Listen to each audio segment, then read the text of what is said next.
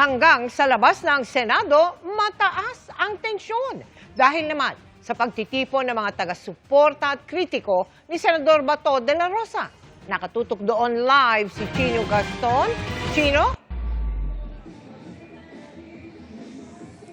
Mel, bahagyang nagkaroon ng tensyon sa labas ng Senate compound sa pagitan ng mga grupong sumusuporta sa impeachment at doon naman sa mga grupong tutol dito.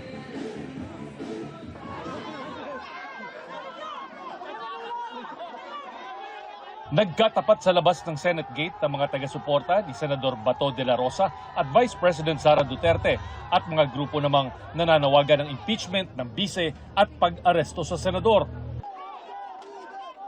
Nagkahablutan ng mga placard at asaran. Pero bago mauwi sa sakitan, namagitan na agad ang mga pulis. Hindi namin inaasahan na magkakaganon. Kasi kami dito na mga Duterte supporters ay kami, kahit saan kami nagrarally ay peaceful kami. Hayaan na natin sila kung yun talaga ang trait nila yung amo nila ganun, palamura. Ayon sa PNP, malaya ang lahat na maglabas ng saloobin. Huwag lang maging marahas ang mga gagawing pagtitipon. Para matiyak ang kaayusan, nagtalaga ang National Capital Region Police Office ng 700 mga pulis para magbantay sa labas ng Senate compound. Nakiusap tayo na pag magkalapit man, huwag silang mag-aaway. Kasi the moment na mangyari yun, ay mangingilam po yung PNP. Pag binato ang ating kapulisan, ay ibang usapan po yun. Hindi po tayo mag-atubiling mag-aresto pag inatake po tayo.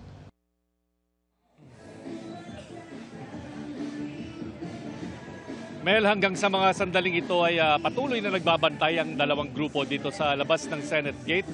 At syempre narito rin ang mga tauhan ng Philippine National Police para mamagitan sa dalawang grupo. Mel.